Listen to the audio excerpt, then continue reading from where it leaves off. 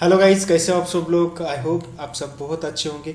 Basically आज को जो डिस्कशन करने वाले हम सेल्फ प्रोस्पेक्टस के बारे में करने वाले हैं।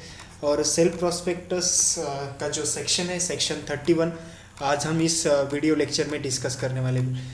पूरा डिस्कशन उसके रिगार्डिंग करने वाले हैं। सो गाइज, देखते हैं सेल्फ प्रोस्पेक्टस के प्रोविजन वन बाय वन। देखो, सेल्फ प्रोस्पेक्टस को लाने का रीज़न सबसे बड़ा ये था कि कहीं ना कहीं जो प्रोस्पेक्टस थे हमारे, एवरेज प्रोस्पेक्टस बोलो हम, उसके बाद रीड हियरिंग प्रोस्पेक्टस बोलो, कहीं ना कहीं ड्रॉबैक ये थे कि इनकी कंप्लाइंस करने को 90 डेज लग रहे थे। उसके बाद इनका वेरिफिकेशन, वो सब कंप्लाइंस, उसके बाद पब्लिक इशू करो, बहुत टाइम कंज्यूम हो रहा था। इसलिए सेबी ने फाइनली डिसाइड कर लिया कि यार इससे बेटर वे रहेगा कि हम क्या करते हैं, कुछ कैटेगरीज के कंपनीज को, यानी कि कुछ क्लास और क्लासेस ऑफ कंपनी को क्या करते हैं, इस प्लेटफॉर्म पर लाते हैं और उनके लिए एक सेपरेट क्या करते हैं, प्रोस्पेक्टस बनाते हैं, ताकि उन्होंने एक बार फाइल किया ना, साल भर में जितना भी उनमें बिजनेस किया, जितना भी उनका प्रोस्पेक्टस में क्या देते हो, डिटेल ही होती है ना आपके बिजनेस की, आपके डायरेक्टर्स की, आपके शेयर होल्डिंग की।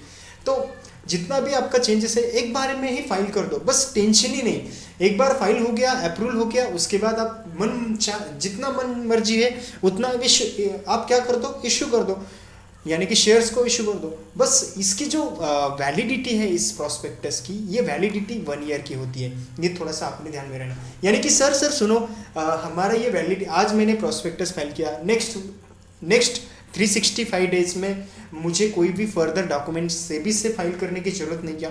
हाँ, बिल्कुल आपको कोई भी डॉक्यूमेंटेशन सेबी को फाइल करने की जरूरत नहीं। बस आप अगर, सुनो मेरी बात, आप अगर सेकंड इशू करना चाहते हो, आपने फर्स्ट इशू कर दिया, आप सेकंड इशू करना चाहते हो, तो उस सिचुएशन में जो भी आपके कंपनीज में चेंजेस हुए ना, यानी कि आपके कंपनी में चार्ज होल्डर चेंज हो सकता है, आपका आपने डिविडेंड वगैरह डिस्ट्रीब्यूट दिया होगा, आपने जो भी चेंजेस किए, बिजनेस स्ट्रक्चर कुछ चेंज, उसका इन डिटेल आप क्या कर दो, इंफॉर्मेशन मेमोरेंडम में आप दे दो। इंफॉर्मेशन मेमोरेंडम जो होता है उसमें आप फिर से एक बार फाइल करो और फिर से जो भी है आप इशू कंप्लीट कर दो आपके। सो गाइज, बहुत इजी प्रोविजन है और मुझे तो लगता है कि ये बहुत अच्छा इंसेंटिव सेबी ने लिया है कि यार कंपनी को पूरा, यानी कि नहीं तो ये करो वो करो, सारा आईपीओ का प्रोसेस अगर देखेंगे तो बहुत बहुत क्रिटिकल है वो, और बहुत सी कंप्लाइंस वहाँ पर लगती है। तो इस कंप्लाइंस के चक्कर से सेबी ने क्या कर दिया, कुछ क्लासेस और क्लास ऑफ कंपनीज को बाहर निकाला है और बोले अगर आपको बिजनेस अच्छे से करना है तो आप बिजनेस पर फोकस करो, हम आपका जो भी पब्लिक इशू का चक्कर है उसकी चक्कर हम आपको कम करवा देते हैं, वो आपको टेंशन ही नहीं रहेगा। जब चाहे आप क्या कर सकते हो, इशू कर सकते हो, बस आप ये डॉक्यूमेंट फाइल कर दो। सो गाइज, प्रोविजन बहुत ईजी है, इसमें 5 मार्क्स का क्वेश्चन डायरेक्ट आ सकता है, आ गया तो, और आप सब इसको लिख सकते हो, बस अंडरस्टैंडिंग के लिए पढ़ लेना।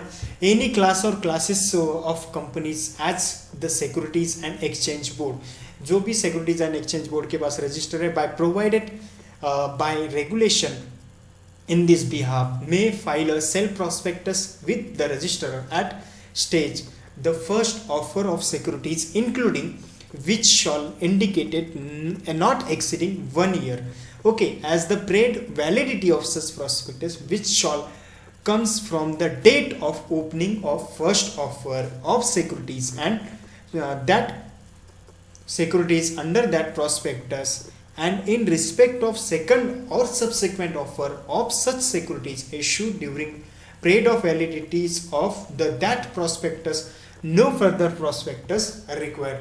यानी कि आपकी जो, देखो सेबी ने सीधा बोल दिया है क्लासेस ऑफ कंपनीज को क्या करना है, जो भी सेबी के साथ with register at the stage, जो भी कंपनीज रजिस्टर है उसके साथ साथ उन्होंने बोला है कि आपको क्या करना है, एक प्रोस्पेक्टस फाइल करना है और वो प्रोस्पेक्टस आपका वैलिड रहेगा 1 ईयर तक।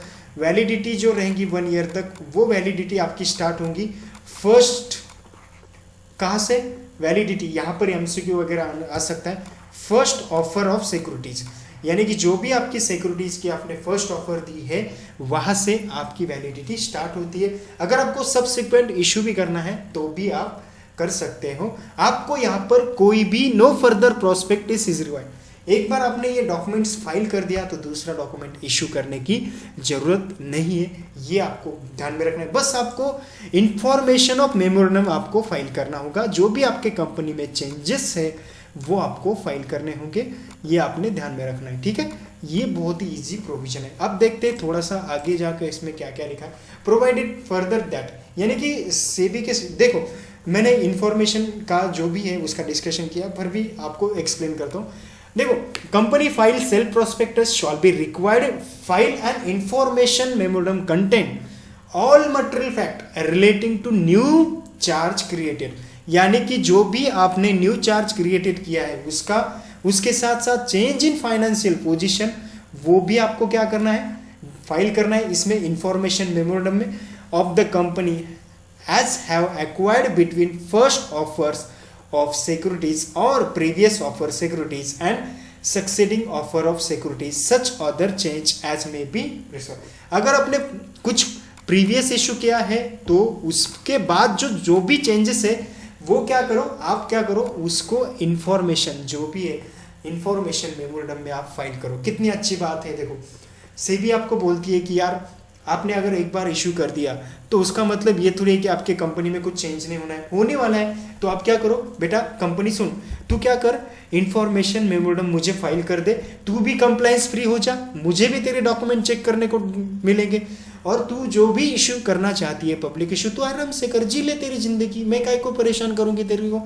ये बहुत ही अच्छा यहाँ पर इंसेंटिव है प्रोस्पेक्टस का। उसके बाद और एक बार जो ये प्रोस्पेक्टस इशू करते हैं आप, उसके बाद जो भी अलॉटमेंट ऑफ सिक्योरिटीज होती है, ये अलॉटमेंट ऑफ सिक्योरिटीज कब की जाती है ये देखते हैं। Provided that where a company or any other person has received application for the allotment of securities along with advance payment of subscription before the making of any such change, the company or other person intimate the change to such application, and if they express desire withdrawal their application, the company or other person shall refund all the monies received subscription within 15 days thereof। यानी कि आपने क्या करना है, जो भी application, देखो prospectus issue किया, समझने की कोशिश करो यार जिंदगी में। प्रोस्पेक्टस इशू किया, सेल्फ प्रोस्पेक्टस किसको करेंगे आप, शेयर होल्डर, यानी कि जो भी है पब्लिक में इसको इशू करोगे। मेरे जैसा एक बंदे ने इसको क्या कर दिया, ले लिया, और इसके बिहार पर जो भी अकाउंट डिटेल है उस पर अमाउंट ट्रांसफर कर दिया कंपनी के अकाउंट में। तो अब मैं क्या करूंगा कि यार कंपनी मुझे अलॉटमेंट कब करने वाली है उसका वेट करूंगा। अगर कंपनी ने मुझे जो मैंने एप्लीकेशन किया है ये इसके अगेंस्ट अलॉटमेंट कर दी तो ठीक है, कोई प्रॉब्लम नहीं ना। अगर उसने मुझे अलॉटमेंट की तो कोई प्रॉब्लम नहीं, मैं टेंशन ही नहीं लूंगा। मगर अब क्या होता है, अगर कंपनी ने यहाँ पर अलॉटमेंट नहीं की है ना, तो क्या करना पड़ेगा कंपनी को, तो अलॉटमेंट जैसे कंपनी की कंप्लीट होती है वैसे जो भी है रिजेक्शन क्यों किया उसका रीजन के साथ 15 डेज में मेरे जिस अकाउंट से पैसे आए थे उस अकाउंट को मुझे रिटर्न करने, ये प्रोसेस है। अगर मैंने विड्रॉल भी कर लिया एप्लीकेशन तो भी मुझे क्या करना पड़ेगा, उसके पैसे रिफंड करने पड़ेंगे। ये आपने ध्यान में रखना है। एकदम इजी प्रोसेस है। यहाँ पर नोट्स भी सबसे इजी है, ये भी आप स्क्रीनशॉट निकाल कर नोटबुक में लिख सकते हो। उसके बाद कुछ एक्सप्लेनेशन है। देखो, with register within a prescribe time prior to issue second subsequent of offer securities, यानी कि जो भी आप क्या कर रहे हो, इंफॉर्मेशन मेमोरेंडम आपको फाइल करना होता है, वो आपको कब फाइल करना होता है कि ये जो भी चेंजेस है उसके साथ आपको इंफॉर्मेशन मेमोरेंडम फाइल करना है। Under self prospectus according rule 10, companies rule 10 लगने वाला है इसको, prospectus and allotment of securities rule 2014, information shawl be prepared in form PAS2। जो भी आपकी इंफॉर्मेशन है PAS2 में आपको क्या करनी पड़ेगी, बोलो क्या करनी पड़ेगी ऐसे खामखा गुमनाम क्यों हो गए, प्रिपेयर करनी पड़ेंगी और file with register along with आपको करनी होगी। With fees provided companies offers and fees rule 2000 with 1 month prior, जो भी फीस है आपको 1 मंथ प्रायर सेबी को पे करनी पड़ेगी। To the issue second subsequent offer of the securities under the self prospectus, आप इसके अगेंस्ट सेकंड इशू भी कर सकते हो, ऐसा कोई भी आपको रिस्ट्रिक्शन नहीं है। बस आपने इंफॉर्मेशन मेमोरेंडम आपने प्रिपेयर करना है और PAS2 में फाइल करना है। ये आपने ध्यान में रखना है। Guys thank you so much for watching, and मैं जल्दी आपको नया वीडियो और प्रोवाइड करूँगा। Take care, bye bye, see you again and again.